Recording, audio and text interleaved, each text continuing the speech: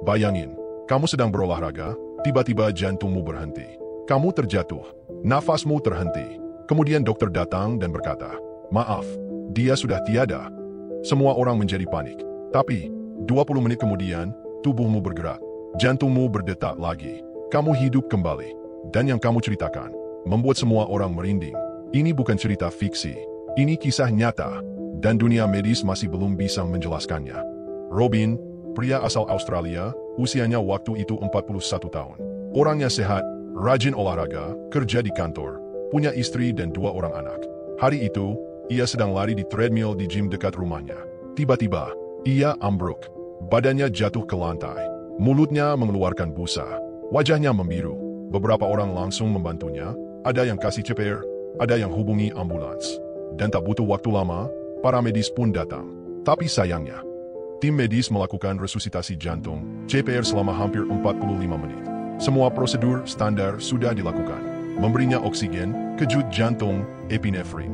Tapi hasilnya tetap garis lurus di monitor EKG. Tidak ada detak, tidak ada napas, tidak ada refleks. Dokter akhirnya angkat tangan. Dan Robin dinyatakan meninggal dunia secara medis. 20 menit setelah waktu kematian dicatat, salah satu perawat yang sedang merapikan tubuh Robin melihat jari tangannya bergerak. Awalnya, itu dikira dari reaksi otot. Tapi setelah dicek ulang, jantungnya kembali berdetak. Napasnya kembali. Matanya mulai berkedip pelan. Robin hidup kembali. Ini bukan kisah mistis. Ini semua dicatat lengkap dalam laporan medis rumah sakit. Beberapa hari kemudian, Robin mulai sadar. Ia mulai bisa bicara. Tapi hal pertama yang ia katakan membuat semua orang bingung. Robin mengaku melihat dirinya sendiri dari atas, saat tubuhnya ditangani oleh dokter.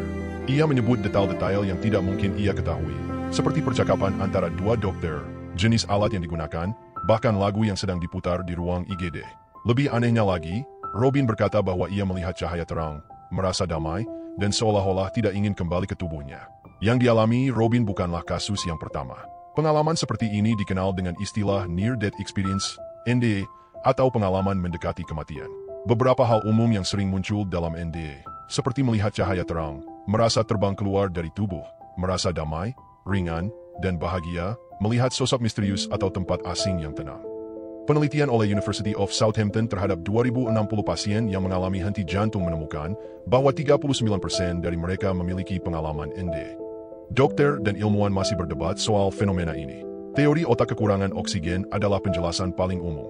Saat otak sekarat, ia melepaskan zat kimia yang memicu halusinasi. Tapi masalahnya, beberapa orang yang otaknya sudah tidak aktif secara EEG masih bisa menceritakan hal-hal yang terjadi secara nyata di ruangan tempat mereka meninggal.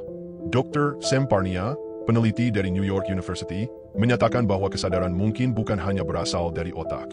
Bahkan, ia membuat proyek yang mempelajari orang yang sudah meninggal secara klinis, lalu hidup kembali. Termasuk meletakkan simbol tersembunyi di ruangan untuk melihat apakah mereka bisa melihat dari luar tubuh mereka. Setelah kejadian itu, Robin jadi orang yang sangat berbeda.